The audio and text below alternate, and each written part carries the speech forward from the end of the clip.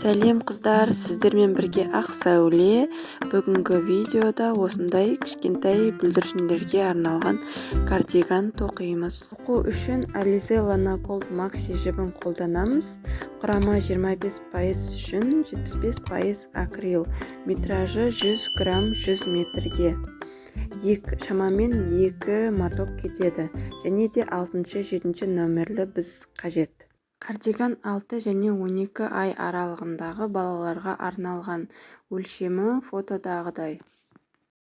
Менің тоқу тығыздығым 10 сантиметрде 5 петля, 1 сантиметр 1 петляға тең болады. Тоқу тығыздығын білу үшін 12 сантиметрлік квадрат қылып 10 петлялар тоқып шығасыз. 10 сантиметр мен бір қатарда қанша петля шығады өлшейсіздер. 10 сантиметр ұзындықпен неше қатар 10 сантиметрде шығады өлшейсіздер. Егер де тоқу тығыздығыңыз менімен бірдей болса, онда менің есебіммен тоқи берсеңіздер болады. 29 сантиметр алды, 29 сантиметр артына және 4 сантиметр алдыңғы жағында түйме тігетін және обвязкасына кетеді. Барлығын қосқанда бізге 62 сантиметр қажет. 62 сантиметрді петляға айналдыру үшін 1 сантиметрде 1 петля бар, 62-ні бірге көбейтеміз. Сол кезде 62 петляға тең болады. Енді бізге 62 петля тізіп тоқымамызды бастаймыз.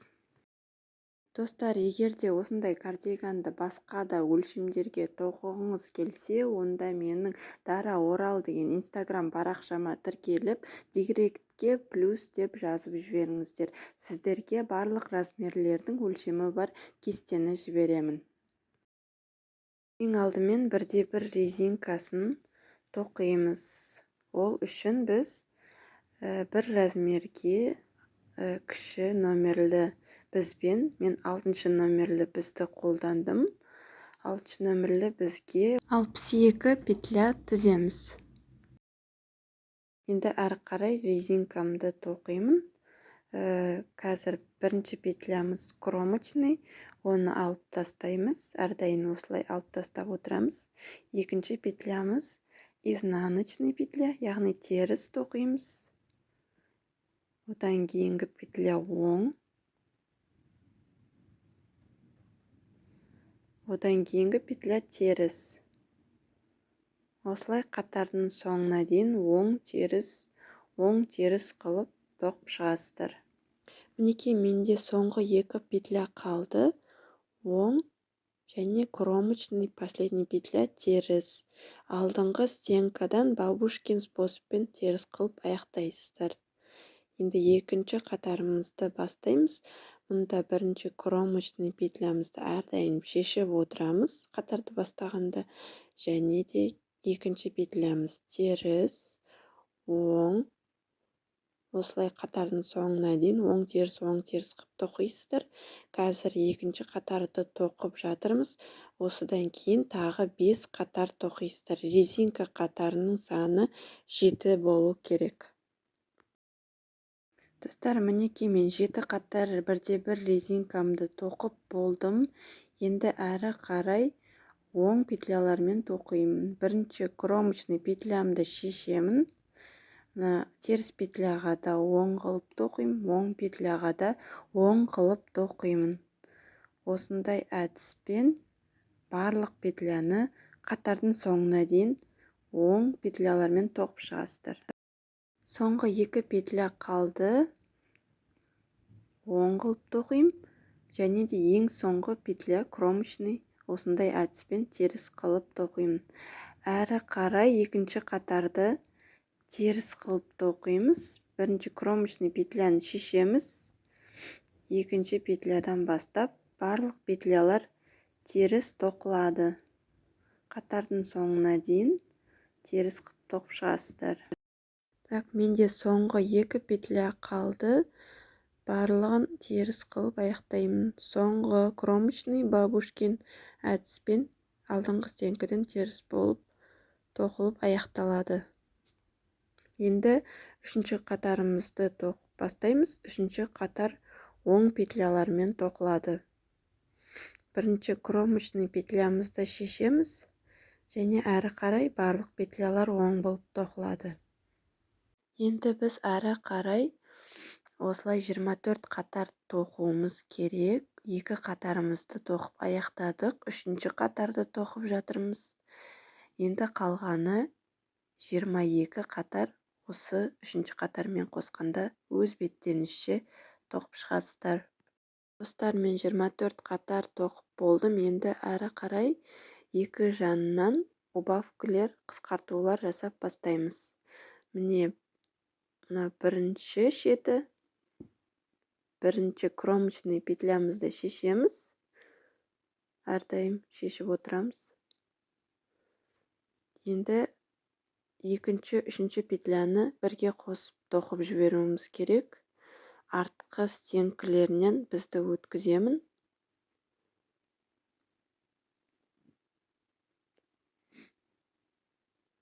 Бір, екі, және де оң қылып қосып тоқып жіберемін. Мінекей, осылай қысқарттым. Енді әрі қарай соңғы 3 петля қалғанша өз беттеріңізше оң қылып тоқып шығасыздар. Соңғы 3 петля қалғанша тоқыдым. Енді 2 петляны қысқартамыз. Осылай алдыңғы стенкаларын бері қарай қаратып аламыз. Және қайтадан бірінші бізге тіземіз. Қосып, бірге қосып, алдыңғы стенкасынан оң қылып тоқып жібереміз. Кромочный петлямыз, оны теріс қып тоқимыз. Болды, қатарды аяқтадық. 25-ші қатар. Әрі қарай бір қатар теріс, бір қатар оң, және тағы да бір қатар теріс. Яғни 3 қатар тоқып шығасыздар. Қазір теріс қатарды тоқып жатырмын. Осыдан кейін оң қатар тоқим, содан кейін теріс қатар тоқим. Сосын тағы қысқарту жасаймыз. 3 қатар өзгеріссіз тоқып болдым. Енді осы қатарды тағы қысқарту жасайм. Бірінші кромочный петлямды шешем. 2 петляны бірге қосып тоқып жіберемін. Солға қаратып қысқартамыз. Петлялар солға қарап тұрады қысқарғанда. Енді тағы соңғы 3 петля қалғанша тоқисыздар. Соңғы 3 петля қалды. Оны да қысқартып тоқимыз. Алдыңғы стенкаларын бері қарай қаратып, оң қылып тоқисыздар. Бұл қысқарған кезде оңға қарап тұрады петлямыз. Оңға қарай қысқарту деп аталады. Енді соңғы петля кромочный, оны теріс қылып тоқимыз. Әрі қарай бір қатар теріс қылып тоқимыз. Соңғы 2 петля қалды. Кромочныйды да бабушкин әдіспен теріс қылып аяқтайым. Енді қанша сантиметр болғанын өлшейміз. Мінекей 20 сантиметр болды. Мен 2 қысқарту жасадым. Енді әрі қарай біз петлялар санын 3-ке бөлеміз. Арқасы және алды, 2 алды. Енді әрі қарай қалай 3-ке бөлетінімізді түсіндіріп өтейін. Барлық петлялар саны 62. 62-ден бастадық. 62-нің 32 петлясын арқасына, ал 30 петлясын алдына қалдырамыз. Арқа петлясы алдыңғысынан 2 петляға әрдайым үлкен болу керек. Алдыңғы жағында 15 петлядан 2 петля алып тастаймыз. Себебі біз 2 қысқарту жасадық. Сонда 13 петля қалады. 2 алдына 13 петля, артына 32 петля. Осылай бөліп тоқимыз. Мен маркермен бөліп қойдым. Енді қазір әрі қарай алдын бөлек тоқимыз. Кромочный петляны алып тастайым. Қалған петляларды оң қылып тоқып шығамыз. Так, енді мен қазір арқасына келдім, мына маркерге. Әрі қарай мен арқасын басқа бізге тізіп тоқсаңыздар болады. Мен мінекей басқа бізді алдым. Осыған тізем, немесе жіпке тізіп қойсаңыз болады. Қалай ыңғайлы, солай жасайсыздар. Мінекей мен арқасын бөліп болдым. Бөлек бізге қазір бір жағын тоқыдық алдын. Сразу екінші жағын осы бізге тізіп тоқи берсеңіздер болады, бірге тоқып кетуге. Немесе бөлек тоқуға болады, әр жағын бөлек. Оң жағын бөлек тоқып аласыздар, оны бітіріп екінші жағын бөлек тоқып бітіресіздер. Мен сондай әдіспен тоқимын. Әуелі бір жағын бітірем тоқып. Мінекей бірінші кромочный петлямды шештім. Енді теріс қып тоқимын бұл қатарды. Аяқтадым. Енді кромочный петлямызды шешеміз. Және де екі петляны бірге қосып тоқып жібереміз, қысқарту жасаймыз. Себебі біз 3 қатар өзгеріссіз тоқыдық. Мінекей көрініп тұр 3 қатар. 4-ші қатар әрдайым қысқарту жасап отырамыз. Қысқарту әрі қарай қатардың соңына дейін оң қылып тоқимын. Содан кейін тағы 3 қатар өзгеріссіз және қысқарту жасаймын. Барлық қысқартулар саны 7-ге тең болу керек.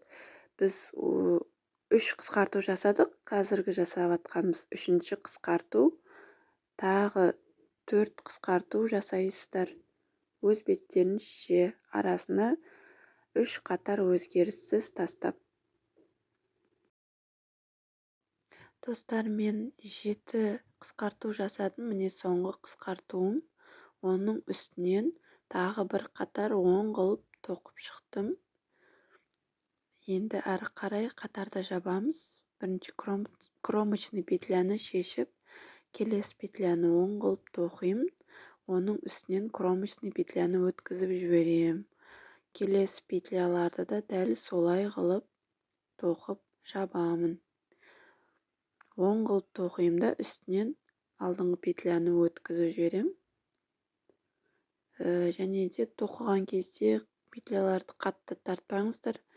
Әйтпесе үстіңгі жағы тартылып қалады. Тіккен кезде қатты тартылып әдемі емес болып тұрады. Сол себепті бостау қылып тоқыңыздар.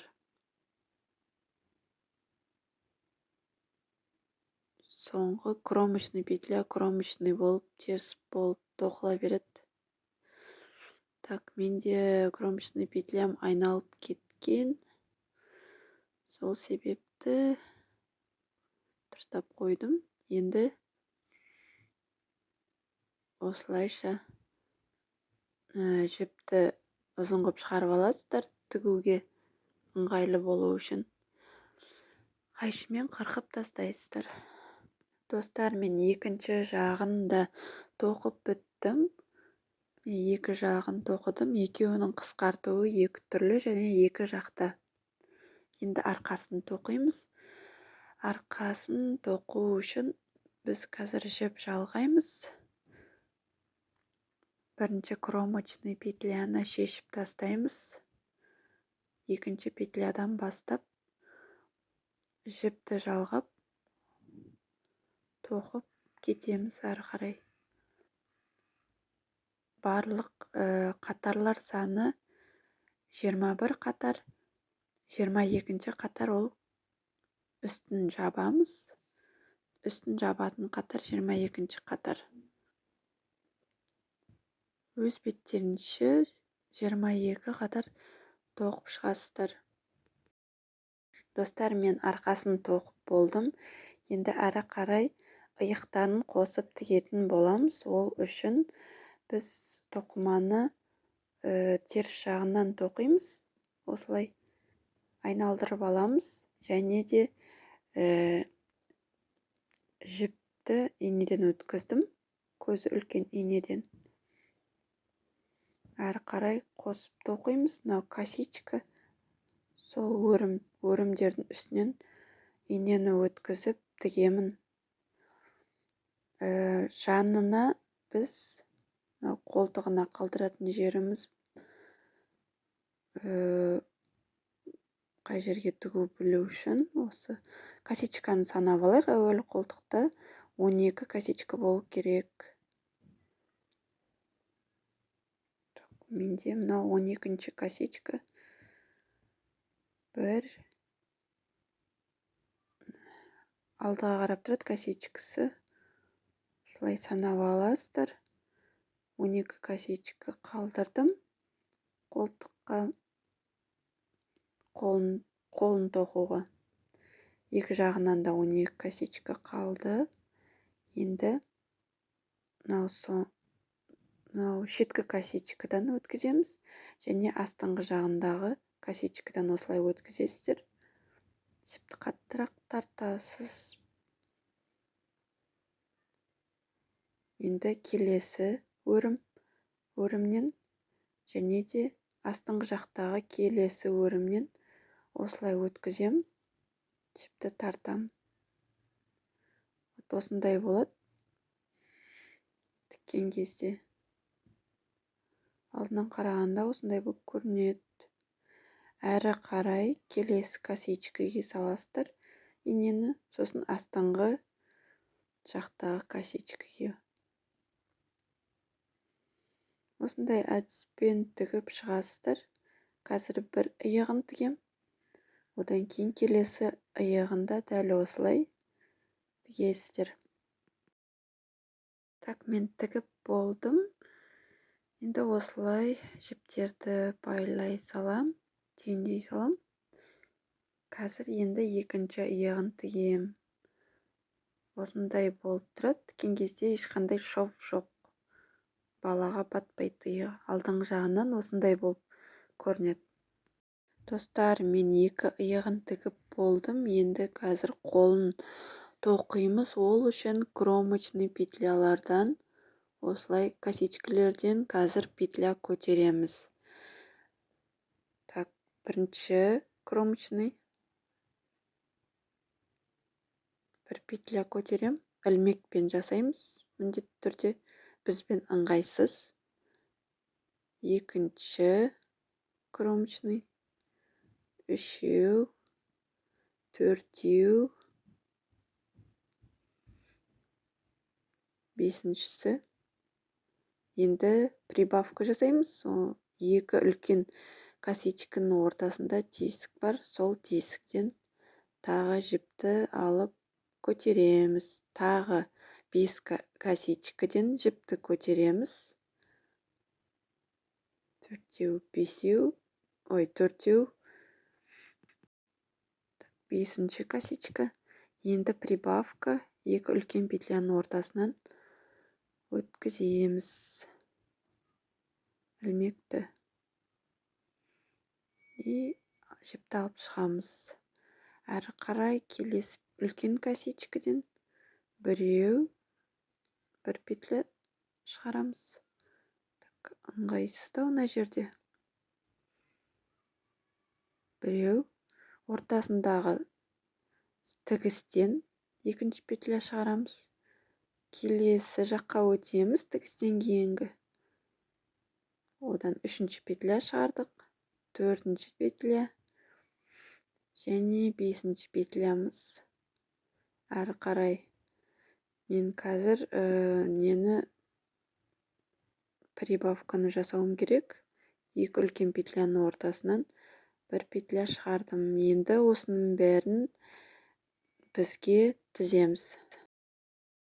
Әрі қарай тағы 5 косичка көтерем. Петля. 2, 3, 4, 5 петля көтердім. Прибавка 2 косичканың ортасынан. Тағы 1, 2, 3.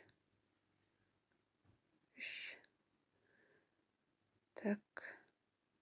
Мына жерде ыңғайсыз болып жатыр. Тағы бізге өткізіп алам.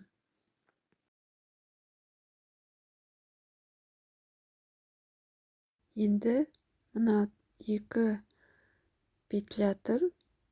Көріп тұрсыздар қолтығында. Осы 2 петляның 2 стенкасынан осылай бір петля көтерем. екі стенкасы бір-біріне тақалып тұрады. Міне, мына шеткі стенкасы, мынаның бергі шеткі. Осылай бір петля көтерем. Сонымен төртінші петлям көтерілді прибавкадан кейінгі. Осылай көтерем. Енді әрі қарай біз қолды айналдырып тоқып шығамыз. Барлық петлялар саны 28 петля болу керек. Петляларды 14-14-тен осылай екіге бөлдім. Так, бірінші петлямды оң қылып тоқим, екінші петляны оң. Қазір 14 петля тоқим.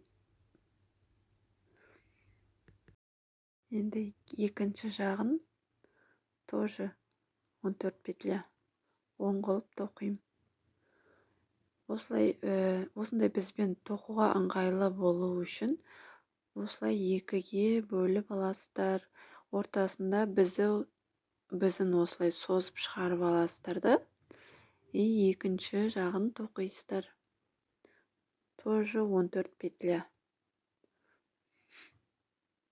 Так, барлық қатарлар саны 32 қатар тоқылу керек. Біз қазір бірінші қатарымызды аяқтап жатырмыз. Екінші қатарды соңғы петля оң болып тоқылады. Мұнда кромочный петля жоқ. Өйткені айналдырып тоқып жатырмыз. Так, осылай бізді не қыласыздар? Созып шығарып аласыздар. Ортасында кішкене біз қалады. Не көріп тұрсыздар ма? Енді әрі қарай екінші қатарды оң қылып тоқисыздар. Ешқандай кромочный петля жоқ. Айналдырып тоқу мұнда. Әрі қарай 31 қатар өз беттеріңізше айналдырып тоқып шығасыздар. Достар, мен 32 қатар оң қылып тоқып болдым. Ұзындығын өлшеп көрейік. Ұзындығы шамамен 16,5-17 сантиметрдей болып тұр. Енді әрі қарай біз бір қатар қысқарту жасаймыз. Қазір екі петляны оң қылып тоқимын, қосып. Артқы стенкасынан қосып тоқып жібердім.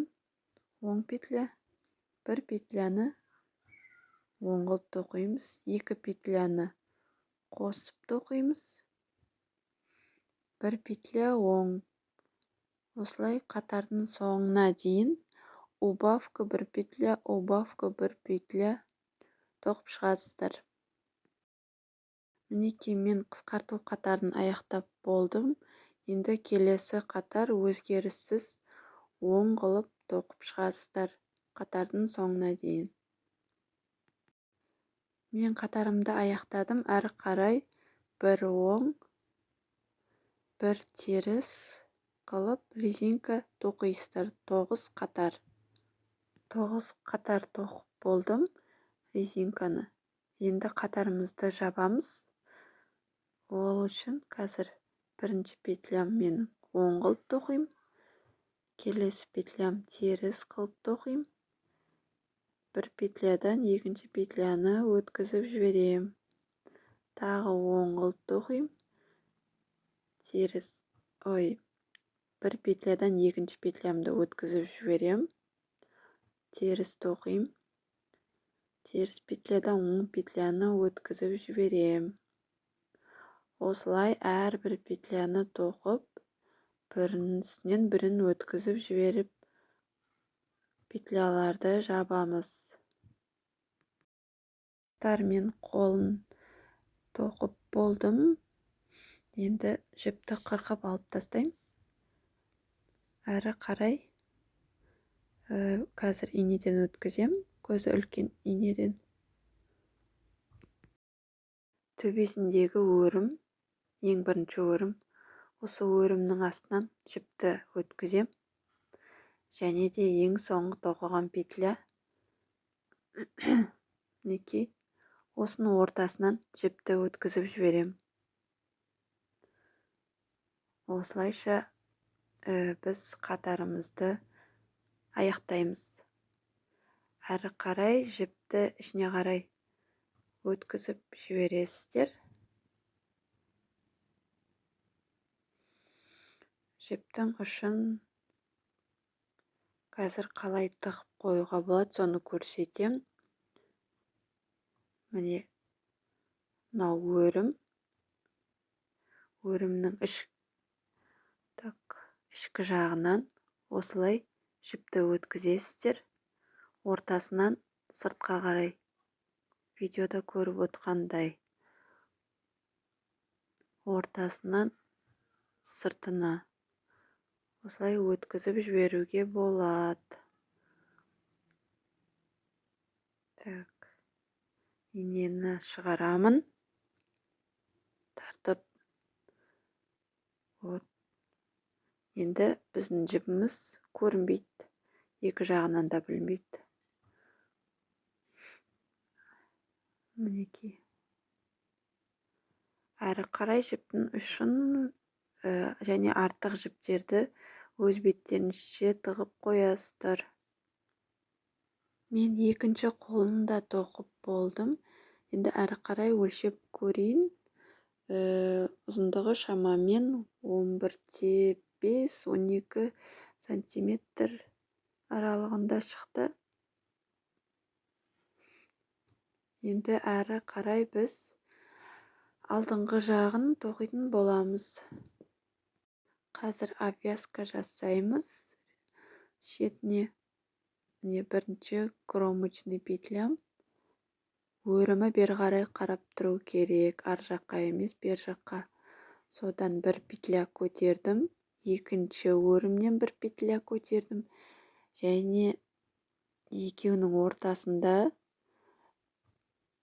тесік бар. Екі үлкен петлялардың ортасында тесік. Содан ілмекті өткізіп, прибавка жасаймыз. Үшінші петлямыз. Тағы да екі петля көтереміз. Бір, екінші өрім. Үшінші өрім прибавканы екі үлкен петляның ортасындағы тесіктен өткізіп көтереміз. Осылайша біз арқасына жетем дегенше осылай екі үлкен петля, бір прибавка жасап тоқисыздар. Так, ілмекте жіп толып кеткен соң оны бізге өткізесіздер. Әрі қарай мінекей мен бір жағын тізіп болдым. Енді арқасын тізуіміз керек. Арқасына тізген кезде біз артында косичка бар. Сол әрбір косичкаға бір петлядан көтереміз. Ешқандай прибавка жасамаймыз. Мінекей бірінші косичка. Осыдан бір петля көтерем.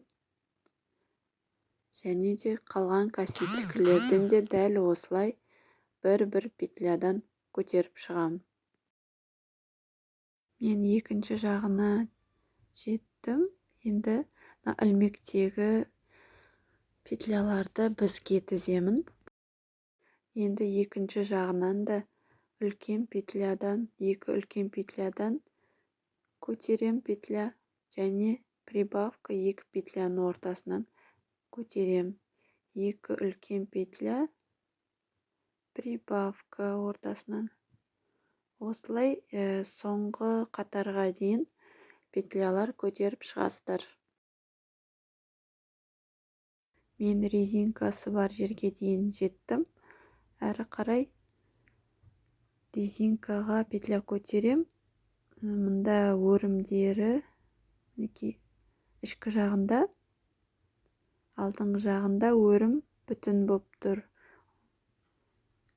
Значит, мен ішкі жағындағы кромочный петляларға тізем. Мұнда кромочный петляларды мынау болатын, мен алдыңғы жағынан алдым. А мына жақта мен ішкі жағынан алам кромочныйды. дәл қалай көтердім, дәл солай көтерем. Прибавка, 2 үлкен косичка, прибавка және 1 косичка. Барлық петляларды тізіп болдық. Енді тоқып бастаймыз. 1 теріс, 1 оң,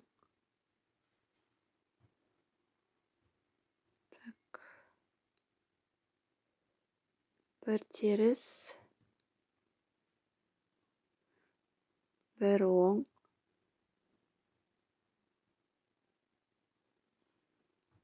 1 теріс қылып, осылай қатардың соңына дейін тоқып шығасыздар. Мен бірінші қатарымды тоқып аяқтадым. Енді екінші қатар тағы 10 теріс қылып тоқимыз, өзгеріссіз. Менде соңғы петля қалды. Оны кромочный петляны теріс қылып тоқим. Ары қарай үшінші қатарда біз түймелерге тесік жасауымыз керек. Мен қазір ұл балаға тоқып жатырмын. Ұл балаларға түйменің тесігін біз оң жағынан жасаймыз, қыз балаларға сол жақтан. Сол жағы мен оң жағына жасаймын, өйткені мен ұл балаға тоқып жатырмын. Біз кардиганға 4 түймеге тесік жасауымыз керек. Астыңғы жақтан біз 3 петля қалдырамыз да, қалған қатарларда қалған тесіктерге 7 петлялар қалдырамыз. Астыңғысына 3, қалғандарына 7 петлядан. Үшінші қатарымыз түймелерге тесік жасаймыз. Қазір бірінші кромочный петлямызды шешеміз.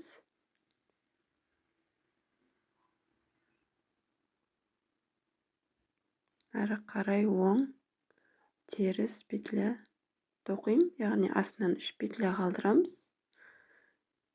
Накид жасаймыз, осылай.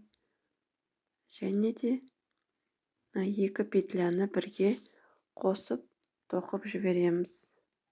Астыңғы жағындағы жіптен, астыңғы стенкасынан алып, осылай теріс тоқисыздар. 2 петля қосылып тоқылып кетті, мына жағынан оң болады. Енді 5 петля тоқимыз, себебі біз 2 петляны бірге қосып тоқып жібердік. Түймелердің арасында 7 петля қалу керек.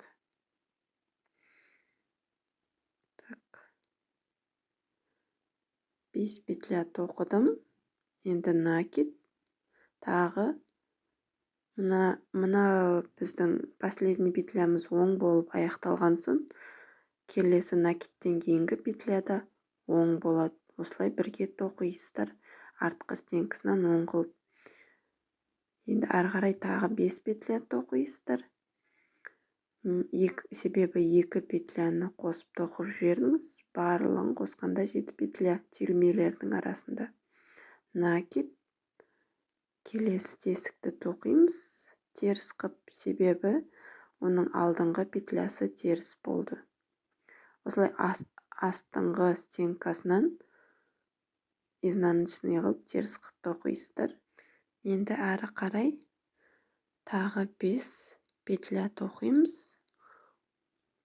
1, изнаночный 2, 3, 4, 5. Соңғы петлямыз оң болды. Накид жасаймыз да, келесі петля 2 петляны оң қылып тоқимыз, бірге қосып. Артқы стенкаларынан. Артқы стенкасы артта тұрады, алдыңғы стенкасы алдыға. Осылай ауыстырып қоясыздар. Бірге тоқыдық. Ары қарай резинкамызды жалғастырып тоқи береміз. Екінші шетіне жеткенше өз беттеріңізше оң теріс қып тоқып шығасыздар.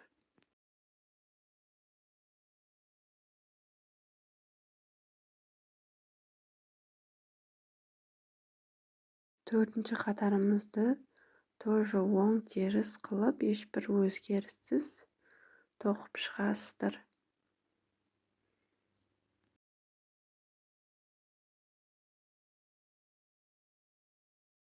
Түймеге тоқылған отверстияға келдім, оны оң қылып тоқыдым. Әрі қарай резинканы тоқимын, оң теріс қып.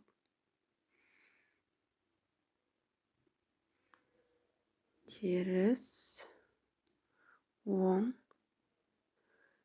Енді түйменің отверстиясына келдім, оны теріс қып тоқимын, себебі алдыңғы петлямыз оң болды.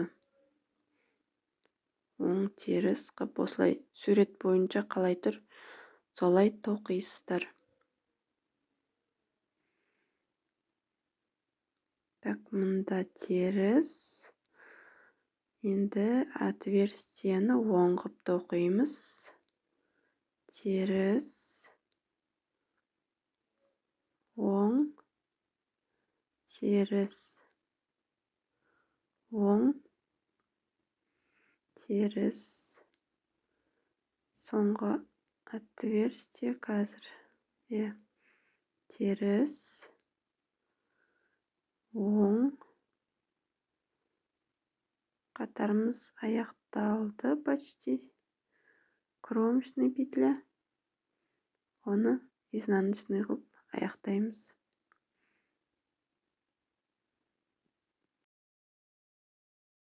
Бесінші қатарда біз қатарды жабамыз. Кромочный петляны ілмекке іліп алдық. Оң қып тоқыдым және кромочныйдан осылай алдыңғы петляны өткіземін. Изнаночный сурет бойынша тоқисыздар. Және алдыңғы петляны соңғы петлядан осылай өткізіп отырасыздар. Оң. Осылай әрбір петляны сурет бойынша тоқисыздар. Теріс болса теріс, оң болса оң қылып, және соңғы петляны алдыңғы петлядан өткізіп отырасыздар. Қатардың соңына дейін өз беттеріңізше тоқисыздар. Мінекей менің кардиганым дайын болды. Мен оны жуып, үтіктеп дайындап қойдым. Әрі қарай аю аппликациясын тоқып тігетін болам. Аппликацияға ссылканы астыға немесе экранға шығарамын, кіріп көріңіздер. Және де басқа өлшемге тоқығыңыз келсе, кардиганды менің Дара Орал деген инстаграм парақшама тіркеліп, плюс деп жазып кетіңіздер. Достар, видеоның соңына дейін көргендеріңізге көп рахмет. Видео ұнап жатса лайк басыңыздар. Сұрақтарыңыз болса комментарийге жазып өтіңіздер. Келесі кездескенше сау болыңыздар.